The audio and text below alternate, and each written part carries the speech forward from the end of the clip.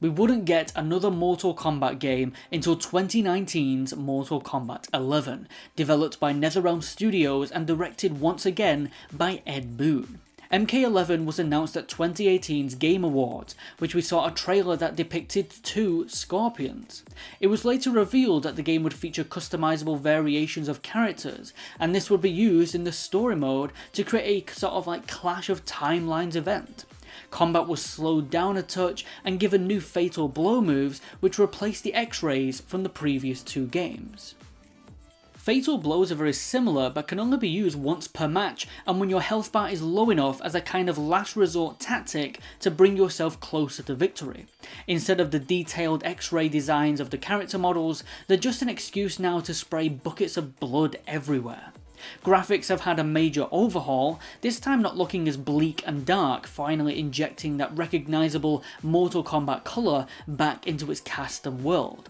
Face capture technology has also vastly improved, having near realistic looking faces, many taking the identity of the voice actors portraying them. They even got Kerry Hiroki Tagawa back from the 1995 Mortal Kombat movie to do the voice and likeness for Shang Tsung, which I thought was pretty incredible. Your brother's soul is mine. Although they couldn't get Arnie to voice the Terminator. You have been reprogrammed to protect John Connor from you. He will be terminated. Now the Challenge Towers of Mortal Kombat X, which was a mode I personally wasn't heavily interested in, was vastly expanded in MK11 into Towers of Time. Here they have weekly and monthly rotating towers with varying stipulations added to the battles. Unlocks like cosmetics and new skins for your fighters are now tied to these Towers of Time, but it's also random what rewards will be available when you wait a week for the towers to change. So if there's a costume piece or a skin you really want, you could be waiting a long time to get it. I really dislike this idea, it's just not fun, it's time wasting and grindy to unlock everything MK11 has to offer. To your surprise, the crypt is here, and while in my 2021 review of Mortal Kombat 11 I said it was the best version of this mode in the series, I take that comment back after returning to MK11 for this video. It's actually now my least favourite incarnation of it to date. While it does go in this appealing third-person adventure game style, building upon MKX's first-person dungeon crawler-like gameplay, which was the reason I really think I liked it when it first came out, NetherRealm Studios had to make it another grind fest on top of already having the Towers of Time mode. And worst yet, all of the chests are RNG. You'll be spending so many coins to unlock everything that it'll feel pointless by the end. In video games, the journey to unlock the things you want are supposed to be the most fun part. In prior MK crypts, they had cool unlocks like spoof videos, cooking with Scorpion and stuff like this. There's so little passion here that the most you get are Tower of Time consumables or pathetic profile emblems and avatars. Unlockable costumes for characters are no longer as appealing, instead having this system that lets you think there's loads of options, but really, it's just roughly 4 skins which are diluted with dozens of recolors to make it look like there's more skins than there actually is. This being a tactic Marvel's Avengers even uses. In MKX, outside of DLC, you could pay to unlock everything in the crypt for a pretty high price in my opinion, and you could purchase easy fatality tokens. Now MK11 somehow outdoes even MKX in the microtransactions department. Shao Kahn, a character who has a heavy part in the story mode, is locked off as a pre-order bonus and later DLC. Frost, an unlockable character which can be achieved only by completing chapter 4 in the story mode, was a purchase option for £5. Likely to trick newcomers into thinking this was the only way to unlock her, those people that play this fighting game for the fighting and not the story mode. A really scummy move. There's also time crystals, the first ever premium currency in a Mortal Kombat game, which only serves to purchase cosmetics and unlockables from the in-game store, which A, doesn't include everything at once, a tactic that Fortnite uses to keep its customers always paying for more stuff, and B, also is on an RNG rotating basis just like the towers and crypt, meaning you could be waiting for weeks just to save up and find the one thing you really want. The crypt used to contain all of the unlockable content you could find outside of campaign or story mode, but now the crypt is just full of garbage unlocks and only serves to increase completion time and waste your life doing so.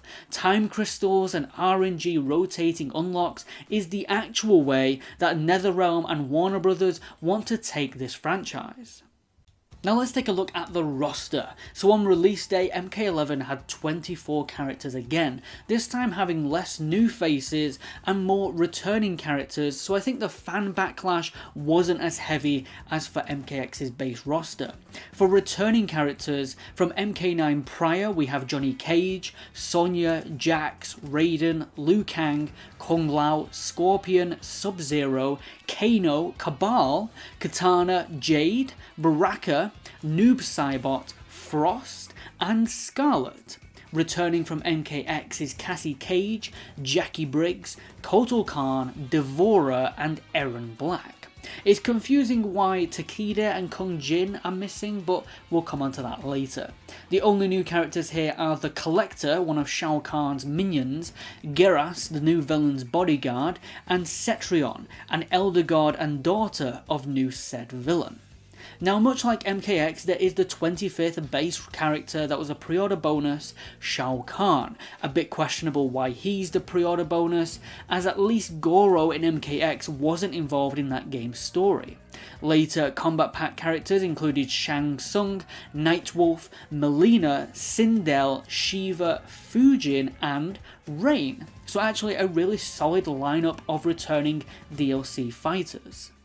For guests, MK11 saw a few more action comic book characters over the past horror faces. We got Robocop, Rambo, the Terminator, Spawn, and the Joker. Spawn most certainly being my favourite. He is incredible to play as in this game.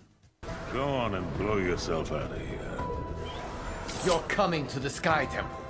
I'm not going nowhere, windbag.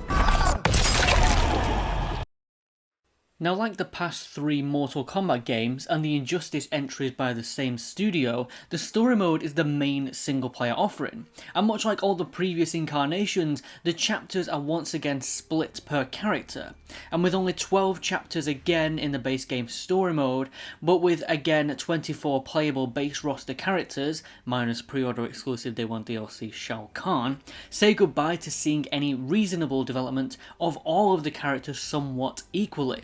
In fact, some characters like the Collector, Eren Black, Noob Saibot, and Cabal have so little parts in the story mode that you'll question why they even bother to appear at all. Notable exclusions from MK11 include Takeda and Kung Jin. They were set up just as well, if not better, than Cassie Cage and certainly Jackie Briggs in the previous game, yet they returned but Takeda and Jin didn't. We don't get any explanation onto why or where they have got to. You'd think all of time collapsing in on itself would be a pretty feasible reason for them to join back with the Special Forces.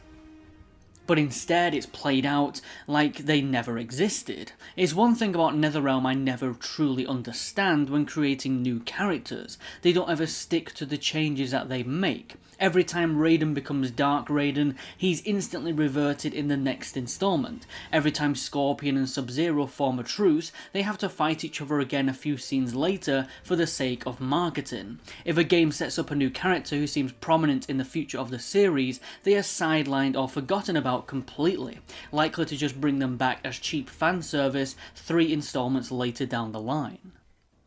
MK11's story mode begins just after the events of MKX. Raiden is torturing Shinnok. Shinnok, who still has his head, so this puts it before the after credits scene of MKX. Dark Raiden has this red electricity, which looks really epic. I love this direction with Raiden. He makes a blade out of his thunder and chops Shinnok's head off, reciting the line, "There are fates worse than death." Shinnok is beheaded and now Raiden walks away without the head.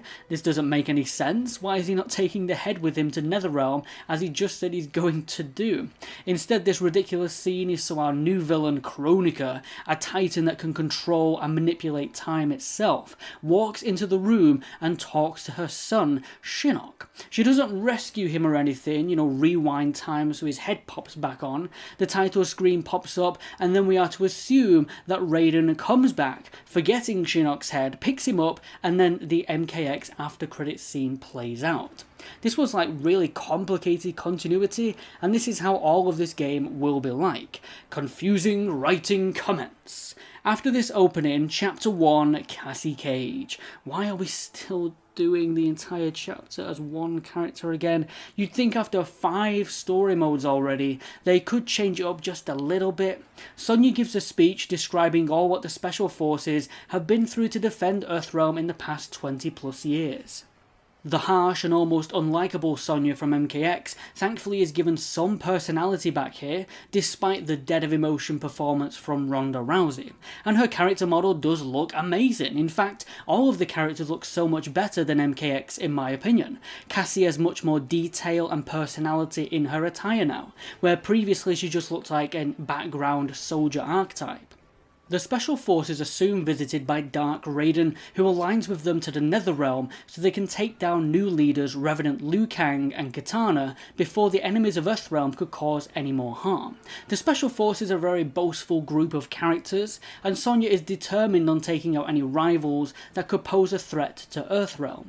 Raiden is driven now by Shinnok's amulet. Johnny Cage is the one who shows disagreement with the plan, but it does make sense why they would want to forcefully cause a battle with Netherrealm after going through so much. Raiden creates a diversion outside of the Netherrealm temple, kicking sweet demon butt, while Sonya, Jackie and Cassie head inside to destroy it. They battle with Revenant Cabal and Jade, but again there's no explanation or reason why Revenant Smoke or Striker aren't present in this battle. Did the writers just forget how many Revenant characters there were? Anyway, the plan doesn't go exactly as intended. Sonya gets trapped on the rubble, but there's not quite enough time to rescue her. Cassie and Jackie are forced out of the temple as Sonya gives her sacrificial death. This I felt was quite well delivered. It was really early into the game, but it raises the stakes and it shows that the original characters that return in every new installment actually aren't invincible. Raiden leads them back to Earthrealm, where he gives a "too soon" line praising Sonya's sacrifice, and Johnny and Cassie are rightfully heartbroken. The acting and face capture here is really impressive and convincing. But meanwhile, back in the Netherrealm, Kitana and Liu Kang survive the explosion unscathed. Perfect for Kronika to enter and undo everything that Sonya just sacrificed herself to achieve. That weakens her death scene just a little bit. Maybe if Sonya killed one of Kitana or Liu Kang in the blast, it could have made it more meaningful past this scene, but no, her death now achieved nothing. This is also where we now hear about Kronika's plan. This is why Kronika is such a solely lacking villain. She says Raiden's actions have messed up her control of the sands of time. But what actions? Show us which actions had caused her to hate Raiden. Don't just pass it off in one line of dialogue. I get that it's insinuating the times he's tried to change the old timeline, but show us what actions and how they affected her. This is her motivation, but we don't see or feel any of it. Even Shinnok's thin motivation to conquer the realms still felt more natural than this. Liu Kang asks, "The past, is it not?" Well, in most other written media Liu Kang, this would be the case, but instead Mortal Kombat writers are so obsessed with rebooting and retconning and rewriting changes so much that this is all what MK11 is turning into, another reset button. Kronika's goal is to create this new era, as she calls it, to which Kitana, acting as a bridge for the audience, asks what will be different with this new era. She says, "It will be different in many ways. This means nothing to the audience, but most importantly, there will be no Raiden, such a shallow, empty villain with no motivation, a generic power set, and her goals are completely absent from the player's vision. Kronika's new era is so throwaway that she just becomes a one-note forgettable villain. I'd have taken anyone else, Onaga, Havoc, even Blaze, over this new villain.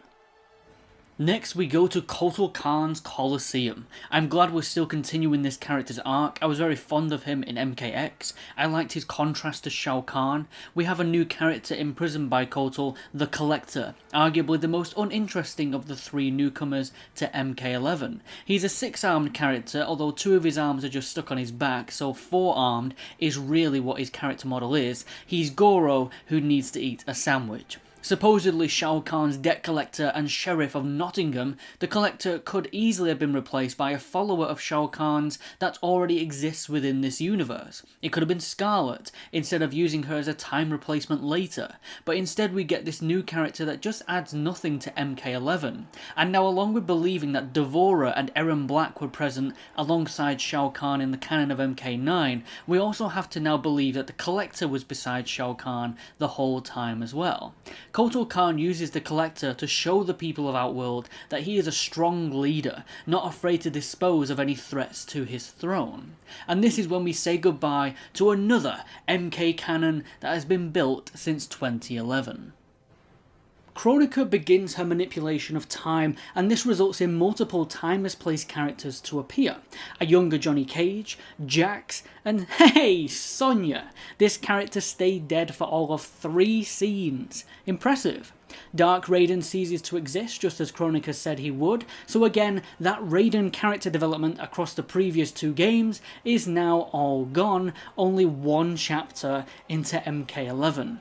We get misplaced versions of Scarlet, Erron Black, which makes no sense as practically the same version of this character already is alive and exists within this time, Baraka, a young Kano, and Shao Kahn. Baraka, okay, we need some muscle on Shao Kahn's side, plus he gets a well-deserved arc in this game where he becomes a leading champion for his race, and he was absent in the previous game. Kano, I just don't understand. Current timeline Kano is still out there. There's no difference between the pair because Kano ceases to change or evolve throughout the series, so one's bald and one has hair. Shao Kahn I don't mind, it gives us a better villain to see fight our heroes than Kronika, and him returning after being completely absent from MKX does hold some weight, and does allow us to see the clash of both Khans, a fight that is epic. I also like his new design and pimpy half-dragon look. He's so menacing and intimidating, perfect for what Shao Kahn represents. For the good side, oh dear, we get misplaced versions of Liu Kang, Kitana, Kung Lao, Jade, and Raiden. Anything that has happened to Liu Kang, Kung Lao, Kitana, Jade, or Raiden is now all reversed again. You could argue that the beginning of MK11 isn't a reboot because it's still within the continuity of MK9 and X, but with over 50% of the main characters, now younger, misplaced counterparts, all perfectly restored and nostalgic again, this is exactly what a reboot is. Dark Raiden is gone for the new, pristine, old suit Raiden with the same values and attitude as he had years ago. The young and naive Shaolin monks Liu Kang and Kung Lao are back, free from their future self development and changes. Sonya, after having been killed only 3 scenes prior, is now back younger, more light-hearted and more colourful, just as she used to be before all her responsibilities and troubles of parenthood and marriage developed her character. All of these characters are reset, and while for some like Johnny Cage, seeing how he acts and behaves and dresses feels like a great mirror of our current version with his younger self, like the feeling we get from watching Spider-Man No Way Home, current and older versions of the same character interacting in interesting and thought-provoking ways that offer fun and unique storytelling. This just can't be said for them all. Like, why is Sonya back? Just to question why she'd ever marry Johnny and conceive a child with him, whilst said child is right in the room? Or is it because NetherRealm just can't let these characters die, not even for one whole game? They brought Ronda Rousey on board to portray her, so they got to use her. This cheapens old Sonya's death a lot more than Kronika rewriting all she did. This is the NetherRealm writers replacing her entire history. No longer do we care about the MK9, MKX Sonya now we root for younger Sonya with no past trauma to bear. What's the purpose for erasing Dark Raiden, but then bringing back fresh Blue Raiden? Would it not be better to see them interact? What would the younger Raiden have to say to Dark Raiden, to see what he becomes in this timeline that was already rebooted after Armageddon, seeing that he goes down a very similar path? I prefer to see that than simply Dark Raiden getting replaced by the same old beginning Raiden once again. No redemption, no sacrifice, or Dark Raiden doing anything noteworthy before he's rewritten again, just gone to ash and dust like he was snapped away.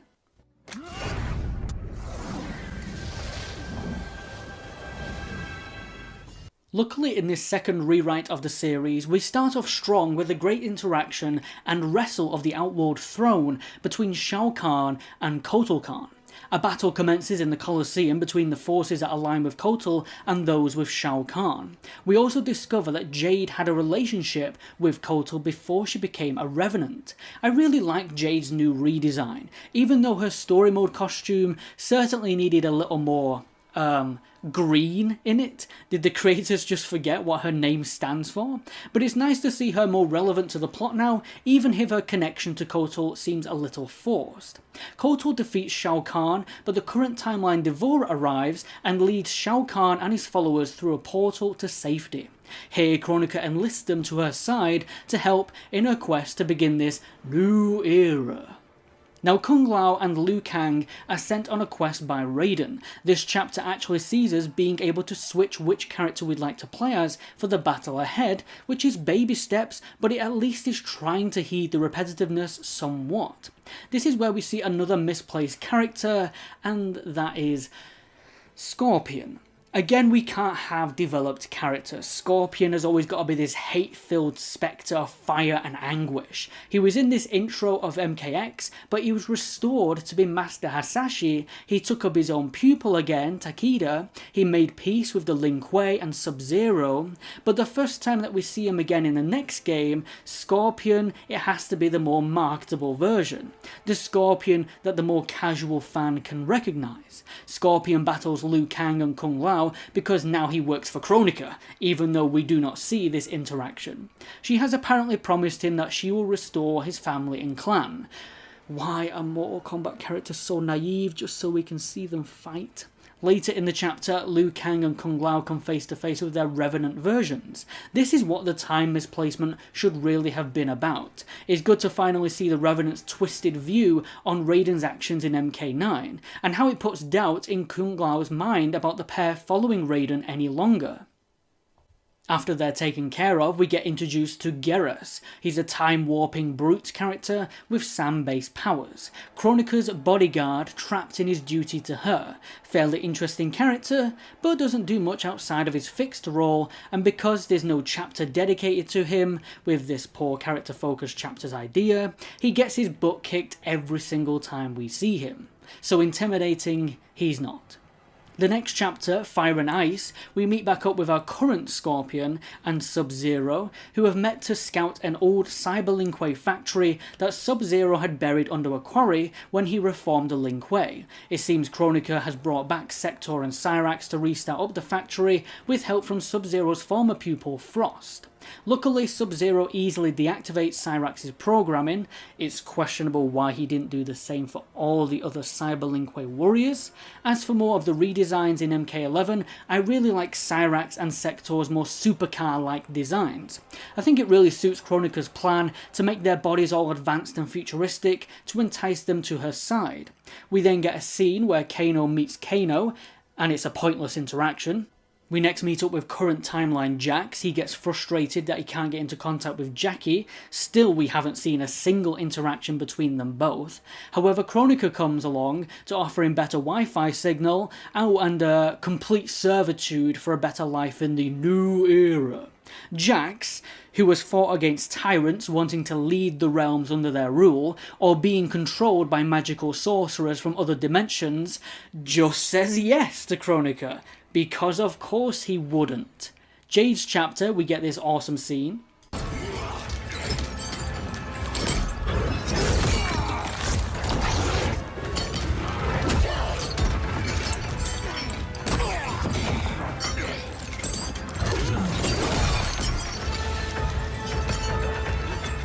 We also learn more about her character's values, her loyalty to Katana and duty to serve her people.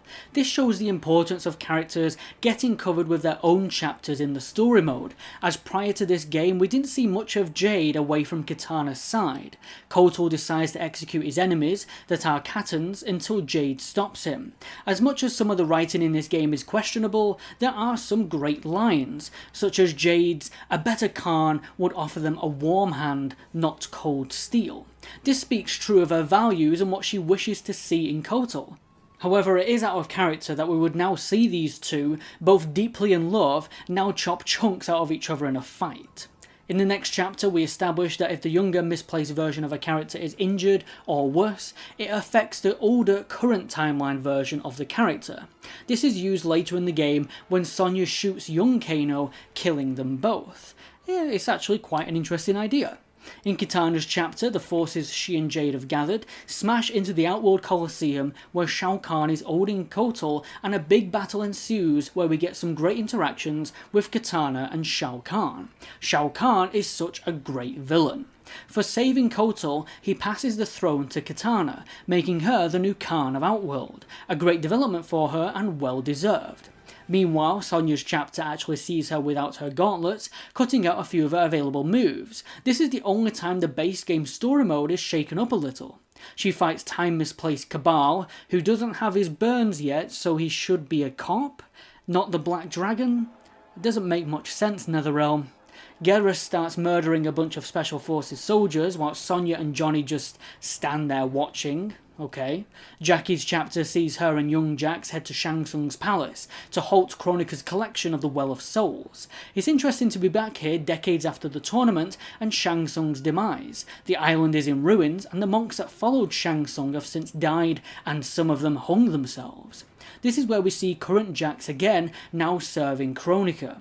Bear in mind, he's still in control here, Kronika hasn't taken over his mind or anything, and yet just he stands there whilst his daughter almost dies buried under the earth.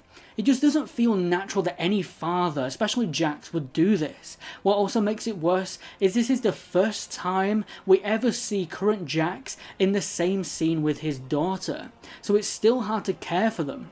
Back with Scorpion and Sub-Zero, who are searching for the ferryman Charon, who they hope will aid them across the Netherrealm to Kronika's keep. Well, before they even find Charon, Scorpion sends Sub-Zero back, which doesn't make much sense, only serving so Devora can come along and kill Scorpion. No, not the young Scorpion that came back earlier, but the one we've had 2 previous games of development for. His death's only purpose is to persuade the younger, Spectre, more marketable Scorpion to fight alongside the Earthrealm defenders. Hanzo's death is by the hands of Devora, making fans hate her character even more. She scurries away and receives 0 karmic punishment for her kill of a beloved main character. In fact, this is like the last time we see of her. Of course, when young Scorpion returns to Earthrealm, Sub-Zero doesn't trust him, but instead of just listening to young Scorpion, or young Scorpion explaining that Devora killed Scorpion, of course they both have to fight. Even Raiden doesn't believe him, and they have another fight as well. 2 really forced fights, one after another. Wait, how about 3? Young Raiden is now in possession of Shinnok's amulet. It has corrupted him, once again obviously, and it's getting really tiring seeing Raiden attack Liu Kang. After the fight, Raiden sees visions of other timelines where the two have fought. We see MK9 where the characters look like their MK11 depictions, so it looks a little weird, and then proceed to see other timelines with them using different colour palettes and costumes. Although one looks awfully similar to MK Armageddon, as they're fighting on the Pyramid of Argus, I think, except Liu Kang is a revenant where he was actually a zombie in Armageddon. This brings Raiden to his senses and he puts down the amulet. Kronika arrives just so I guess she can taunt Raiden, I suppose. We find out that she makes Raiden fight Liu Kang in every time, as the combined might of both may upset her control of time. But it begs the question, then why interrupt this timeline when Dark Raiden and Revenant Liu Kang would have clashed eventually anyway? Raiden then proceeds to defeat Revenant Liu Kang and uses his body to fuse himself with both versions of Liu Kang to become Fire God Liu Kang. Fire God Liu Kang. He gets these awesome tats, Raiden's blue eyes and grey hair, and he also gets the power to blast his way through Kronika's armies and straight to her time room. Kronika rewinds time, however it doesn't affect Fire God Liu Kang. He defeats the Revenants and Cetrion with ease, which leads into the final battle against Kronika. This, I will admit, is a pretty boring, but kind of spectacular battle. To fight she can be irritable as she can't be comboed or grabbed or stunned, so you're not left with many options. It's more the prehistoric background that she warps into the stage with her time powers. She even pulls a character off the roster into the battle to aid her. Now this can be any character across the entire game. I had Spawn when I last fought her, which I thought fit the time and dimension misplacement storyline pretty comically well, mind the pun. Once she's defeated, there's 3 endings, depending if you lost any rounds, but from where the Aftermath DLC picks up, I'm assuming the middle ending is the canonical. In this, Liu Kang literally just freezes her and smashes her into pieces. So Sub-Zero could even have beaten the Titan of Time. Oh my god. Raiden returns, but in a mortal form, all his power now gifted to Liu Kang. Raiden tells him it's up to him now to architect a new history, and together they begin. And that's the end of the base game story mode. We are to assume that, much like Armageddon, the rest of the cast died when the timeline collapses in the final battle with Kronika, and only Liu Kang and Raiden survive. I think we could have at least seen the misplaced versions of the characters return to their own timeline. What the misplaced versions learn about themselves in the future could have made for some very intriguing stories. See how they change. Shao Kahn tries not to invade Earthrealm, knowing doing so will get him killed. Or what new actions Raiden would address or change so that his 2 pupils no longer get killed and become revenants. Now in 2020 we did get confirmation that NetherRealm would be continuing the story in an expansion called Aftermath. It released a few months later and picks up straight back up where we left off with Liu Kang and Raiden. Out of a portal, misplaced versions of Shang Tsung, Nightwolf and Fujin appear, saying they refused to join Kronika's side and so were banished to the void. But upon her death by Liu Kang, they have been freed. Shang Tsung tells Liu Kang that his plan to architect a new history cannot be followed if he does not possess Kronika's crown, a detail I'm surprised Raiden didn't know about. Her crown was destroyed in the battle with Liu Kang, but Shang Tsung proposes that they use the hourglass to go back in time and retrieve the crown before it is destroyed. Aftermath is a time heist story, with Kronika's crown being the MacGuffin. Okay, it's a fun setup. Plus we have 3 characters that haven't seen much of the spotlight in many years, and Cary Tagawa's performance as Shang Tsung is certainly the best performance in the game. He kills it as Shang Tsung. This guy was born to play this role. The trio gets sent back, and you'd think this would be a great opportunity to see some old battles or locations like from MK9 or MKX. But we only go back as far as halfway through the MK11 story mode, where Katana and Jade come to rescue Kotal in the Colosseum. After they escape unharmed, Shang Tsung comes up with a plan to revive Sindel to aid them in their quest. This is where the plot goes off a little trail with the Sindel side mission, although it does give us time to see more of Shang Tsung's awesomeness. Claiming Sindel's revenants, the trio ask for aid from Shiva to escort her body to Shang Tsung's island. At first Shiva is reluctant to aid Shang Tsung, but once her former empress is mentioned, she feels bound to help. This is a callback to her MK9 retcon where she was Sindel's loyal bodyguard. Now Sindel. Initially I was surprised with the direction that they went with her. Originally, she was a manipulated queen of Shao Kahn's who had her realm destroyed, her husband killed, and was abused under his command. Shao Kahn had sorcerers like Shang Tsung and Quan Chi to revive and control her in Shao Kahn's submission. In Aftermath, it's revealed she's always been hiding her satisfaction with being with Shao Kahn. In fact, she is deeply in love with her abuser and husband's killer. So much so that she would threaten her own daughter. I guess it would work if she was written to be a suffering character broken by trauma, but instead she's written now to just be as evil as Shao Kahn, which makes no sense at all. She even kills Shiva, which has to be the worst death in the franchise, with zero impact at all. On the other hand, Fujin has had a really fantastic redesign in this game, and I'm glad he finally gets some attention. We get a little bit in MKX, but here he's fully playable with his own chapter. Later on the island, when Cetrion enters to battle the trio and Sindel, we get an ability to call in a side fighter with the flick of the analog stick. This is a good feature that employs a kind of pseudo tag team mechanic, although I don't see why they didn't just add tag teams back in for the story mode. It's only used in 2 matches and could definitely have seen more of in the main story, but we'll take what we can get.